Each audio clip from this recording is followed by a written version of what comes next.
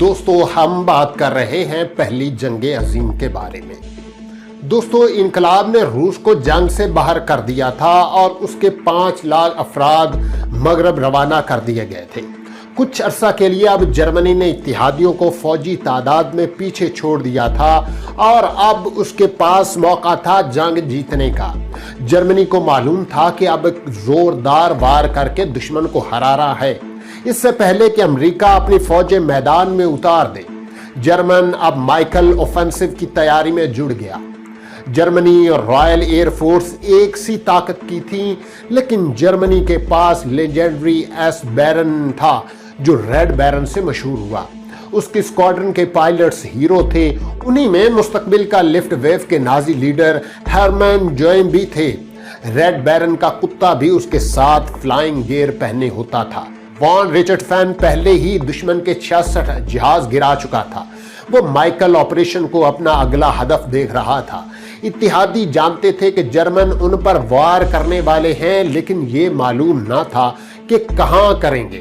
France نے چیمندیس dams رج پر بھاری نفری تعینات کی اور برطانیہ نے چینل پورٹ پر پہرا بڑھا دیا تھا۔ جرمن کی نظر ان دنوں کے بیچ 12 میل کے کمزور سیکٹر پر تھی۔ یہاں 5ویں آرمی کے خندقیں زیادہ گہری نہ تھیں اور نامکمل بھی تھیں۔ جنرل سر ہوبرٹ گیف کے پاس ریزرو فوج بھی نہ تھی۔ جرمنی نے خواب انتخاب کیا تھا۔ ہنڈنبرگ اور لڈن راؤف جرمنی کی امید کا محور تھے۔ 21 مارچ 1918 کو حملہ ہوا۔ صرف 5 گھنٹوں میں 10 لاکھ گولے داغے گئے اور جرمن پیش قدمی کرنے لگے۔ اب ان کے حوصلے بلند تھے، وہ جنگ جیتنے کی امید سے حملہ آور ہوئے تھے۔ جرمنوں کے غول دشمن کی طرف لپکے اور 21,000 برطانوی قیدی بنا لیے گئے۔ جنرل گیف نے باقی کی 5 آرمی کو پسپا ہونے کا حکم دیا۔ یہ ٹینچ وارفیئر میں 3 سال سے سب سے بڑی کامیابی تھی۔ برطانوی سومپر سے ہوتے ہوئے پسپا ہوئے، جس کے لیے اس نے پیش بہا اور قربانی پیش کی۔ جرمنی نے مختلف علاقوں پر قبضہ کر لیا اور پیرس دنیا کی سب سے بڑی توپ سے سب کچھ ہی فاصلے پر رہ گیا۔ کرب توپ سے 183 شیل پیرس شہر پر داغے گئے۔ جرمن کائزر نے خوشی میں بیان جاری کیا، جنگ جیتی جا چکی ہے، دشمن کو بری طرح شکست ہوئی ہے۔ 24 مارچ 1918 کو عام تعطیل کا اعلان کیا گیا۔ ہنڈنبرگ اور لڈن راؤف کو اعلیٰ ترین فوجی اعزازات سے نوازا گیا تھا۔ ہفتوں بعد تک جرمن فوج اب بھی پیش قدمی کر رہی تھی۔ اب برطانوی اس ڈر میں رہنے لگے کہ شاید وہ واقعی جنگ ہار جائیں گے، لیکن مائیکل آپریشن میں کامیابی پر پردہ گمبھیر اندرونی معاملات نے ڈال دیا تھا۔ جرمنی کا سب سے بڑا دشمن خود ان کے باسی تھے۔ 1918 میں دھاتوں کی شدید کمی تھی۔ ایک چھوٹے سے قصبے میں ایک افسوسناک واقعہ ہوا۔ 300 سال پرانی چرچ کا گھنٹا اتارا گیا۔ لوگوں نے افسردگی میں اس کا جنازہ بھی پڑھایا اور پھولوں میں ڈھک کر اسے رخصت کیا۔ سیسے کے پائپ شہروں اور قصبوں سے اکھاڑے گئے اور گولیاں بنانے میں استعمال ہوئے۔ لوگ اب جنگ سے تنگ آ چکے تھے، وہ کسی بھی صورت میں اس کا خاتمہ چاہتے تھے۔ لوگ بغاوت پر اتر آئے تھے۔ روس کی مثال ان کے سامنے تھی، جنہوں نے اپنے حکمرانوں کو اٹھا پھینکا تھا اور جنگ کے خاتمے کا اعلان کر دیا تھا۔ ایک سپاہی جو مشرقی سرحد سے مغرب بلایا گیا لکھتا ہے کہ اپنی جان ہتھیلی پر رکھ کر ہم لڑے، لیکن جب ہماری ٹرین بستیوں سے گزرتی اور ہم اپنے شہریوں کو دیکھ کر ہاتھ ہلاتے تو قریب سب ہی گلے پڑ ہاتھ پھیر کر نفرت کی نگاہ سے ہمیں دیکھتے۔ لڈن راؤف نے اب پروپیگنڈا کر کے قوم کا مورال بلند کرنے کا منصوبہ بنایا۔ جھوٹ پر مبنی فلم بنا کر اور ملی نغمے بجا کر انہیں دھوکے میں رکھا جائے گا۔ جولائی 1917 میں جرمن پارلیمنٹ دی ریچسٹیگ نے اتحادی سے امن کے لیے ایک قرارداد پیش کی۔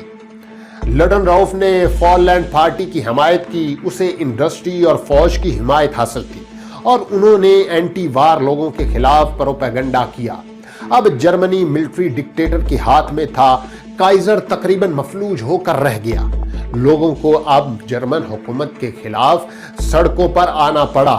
4 لاکھ لوگ احتجاج میں شامل ہوئے، بس بہت سی لاشیں گرا دی گئی۔ सरहद पर अब जंग का खात्मा होना चाहिए। सबकी यही सदा थी। अब और भूख बर्दाश्त नहीं होती। एहतजाज करने वाले 150 लीडरान को गिरफ्तार करके मिलिट्री कोर्ट्स के हवाले कर दिया गया। 3000 को मुहाज पर भेज दिया गया। मार्च 1918 में जर्मनी के इत्तेहादी ऑस्ट्रिया हंगरी कहत का शिकार था। उसके लिए जंग जारी रखना मुश्किल था। शाह फ्रांस जोसेफ 1916 में वफात पा गया था। उसका जानशीन कार्ल एक लिबरल था और उसकी फ्रांसीसी बीवी जर्मनी से नफरत करती थी। उन्होंने फ्रांस से उसकी अमन की बात की। जर्मन ऑस्ट्रिया को इटली का मुहाज संभालने पर मुतमिन थे। जहां इटली को शिकस्त हुई थी, लेकिन अब वो मजीद वहां अपनी फौजों को सप्लाई नहीं कर सकते थे। वियना में हालत खराब थी। उन्होंने जर्मनी से अनाज की एक खेप चुरा ली। लुडेनडॉर्फ उस पर वो गजबनाक हुआ कि करीब था कि वो ऑस्ट्रिया पर भी चढ़ दौड़ता। मशरक़े वस्ता में जर्मनी का इन्हिसार तुर्कों पर था, लेकिन 600 साल बाद खिलाफत उस्मानिया बिखर रही थी। बरतानिया ने बगदाद, यरूशलेम पर कब्जा कर लिया था। यरूशलेम पर कब्जे की खबर खानदान में मौत की तरह फैली। तुर्क कहते हैं कि हम यरूशलेम में तुर्कों की तरह लड़े, बनी इस्राइल की तरह छोड़कर नहीं गए। तुर्की ने 7 साल से अमन नहीं देखा था। जंग अजीम तो पुरानी जंगों में एक नया इजाफा था। लोग अब जंग से निढाल हो गए थे। उनमें और सख्त बाकी ना थी। जहां जनरल मुस्तफा कमाल जंग के खात्मे की सही कर रहा था, वहां अनवर पाशा जुनूब में बरतानिया से मार खाने के बाद मशरक की तरफ देख रहा था कि तुर्क मुमलिकत को वस्ती एशिया तक फैलाया जाए, जहां हमारी बुनियादें हैं। लुडेनडॉर्फ ने मई 1918 में अनवर को इंडिया पर हमला करने के लिए उकसाया, लेकिन अनवर ने अपनी नई बनाई इस्लामी फौज से बाकू पर हमला किया। यूरोप तुर्की के उस अचानक और बरक रफ्तार पेशकदमी से सख्त परेशान हुआ। जर्मनी और बरतानिया की नजरें भी तेल से माला माल बाकू पर थीं। इसलिए तुर्कों और जर्मनी की हाई कमान में मामलात खराब होने लगे। लुडेनडॉर्फ की फौज अब भी पेशकदमी कर रही थी, लेकिन जहां वो मैदान में एक कमाल का अफसर था, वहीं वो मुल्की स्ट्रेटजी के मुहाज पर नाकाम था। जिस रफ्तार से वो आगे गया, पीछे सिर्फ वैराने थे। कोई मुनज्जम निजाम न था जो आगे बढ़ने वाले दस्तों को मजबूत करता। सप्लाई लाइन नाकाफी थी। जितना आगे वो बढ़ते गए, उतनी फौज की हालत खराब होती गई। एम्स एक अहम शहर था जिस पर जर्मनी की नजरें थीं। उस पेशकदमी में एक अजीब वाकया हुआ। अचानक पेशकदमी रुक गई। कोई नहीं जानता था कि ऐसा क्यों हुआ। फौजियों की टोलियां अल्बर्ट के करीब कस्बा से खुराक और शराब की बोतलें बगल में लिए बरामद हो रही थी। उन्होंने सालों बाद ऐसा खाना देखा था। बेमकसद जंग के पसे पुश्त डालते हुए खानों पर टूट पड़े और सेकेंड आर्मी अपनी रफ्तार खो बैठी। बरतानवी और ऑस्ट्रेलियन फौज ने उनकी पेशकदमी रोक दी थी। जहां लुडेनडॉर्फ अब दिमागी तवाजुन खो बैठा था, वहां सिपाही भी मुसलसल जंग की वजह से राइफल चलाने से कासिर थे।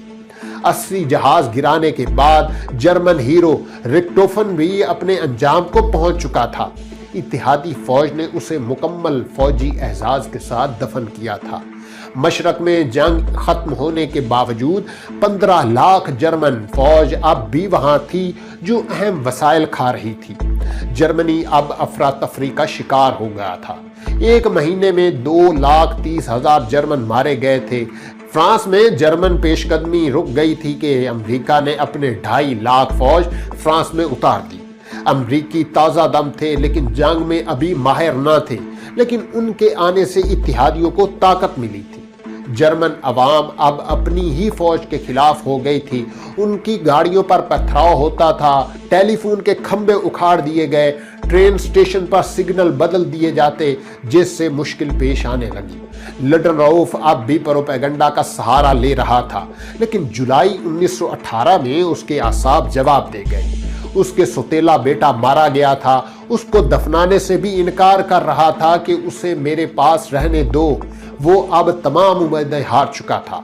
4 साल में उसने सिर्फ 3 दिन आराम किया था। 15 जुलाई को उसने एक आखिरी जरब लगाने की कोशिश की। ये जंग का आखिरी हमला था, लेकिन सिर्फ 3 किलोमीटर पेशकदमी ही हुई थी कि इत्तेहादियों ने जवाबी हमला कर दिया। ये एक शदीद तरीन हमला था और एक मजबूत इत्तेहादी फौज ने थकी हारी जर्मन फौज के परखचे उड़ा दिए। मार्च में होने वाली कामयाबी के बाद से उसे अब तक 10 लाख सिपाहियों का नुकसान हुआ था। लुडेनरोफ की आखिरी बाजी नाकाम हो गई थी। अब जंग का पांसा उसके खिलाफ पलट गया था।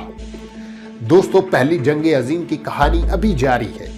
अगली वीडियो के लिए आप हमारा चैनल सब्सक्राइब करें और अगर आप पिछली अक़सात देखना चाहते हैं तो यहाँ पे क्लिक करें।